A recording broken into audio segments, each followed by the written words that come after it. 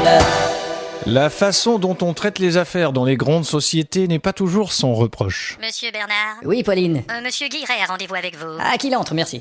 Monsieur Bernard. Bonjour, monsieur Guiret, venez. Je suis pas trop en retard, j'espère. Allons, mais pas du tout. Aimeriez-vous un bon whisky? Oh, je ne bois jamais, merci. Alors un cigare, peut-être? Oh, je ne fume jamais, je vous remercie. Alors une petite escorte? Oh, je ne trompe jamais ma femme, merci. Bon, eh bien... Non, même s'il est bohémien, vraiment, je vous remercie. Donc, vous travaillez pour la société Crystal Spalding Crab Beetle Sweet Potato Meal Doddle Snack Flittle Puffing Hosted Cave Investments, n'est-ce pas? Précisément. Et depuis quand? Bon, depuis à peu près le temps qu'il faut pour prononcer le nom de la société. Vous êtes le doyen. Bon, enfin, presque. Vous connaissez bien le président? Mais bien sûr, c'est un type brillant. Oui, il faut toute une tête pour diriger une telle société de capitaux. Évidemment, parce que si on n'a pas de tête, ça devient une Société société décapitée, oui, oui.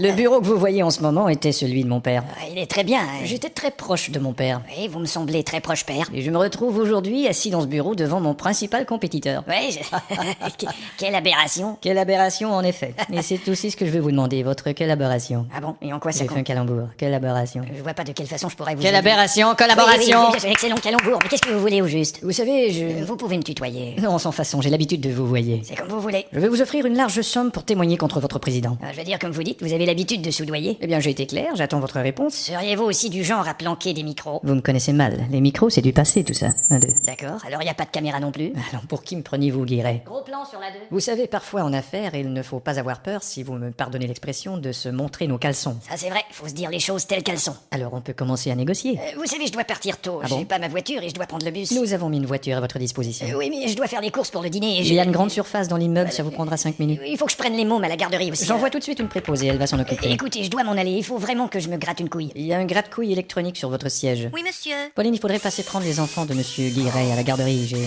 l'adresse, monsieur Guiret. Oh, pardon? L'adresse de la garderie et le nom de vos enfants. 42 de la Durantais, Stéphane et Julie. J'ai entendu, monsieur. Merci. Alors Guiret, en guise de premier versement, je vous remets cette somme. Écoutez, vous croyez vraiment que je vais faire une chose pareille pour de l'argent? 10 000, 20 000? Un jour ou l'autre, Guiret, on est appelé à faire des choses comme ça. Écoutez, Bernard, j'étais fermier avant et j'ai jamais pu trahir personne. J'aurais même pas pu trahir une vache. Quand on peut pas trahir une vache, on s'achète une treilleuse. Et puis j'ai pas envie de faire des choses illégales. On ne prononce pas ce mot-là ici. Jamais de ma vie j'ai fait quelque chose d'illégal. Alors contre mon propre patron, j'irai jamais faire quelque chose d'illégal. Alors si ça ne vous dérange pas, je m'en vais, merci. Guiret, Quoi? vous êtes con. Je suis plutôt sidéré, monsieur. Alors considérez mon offre.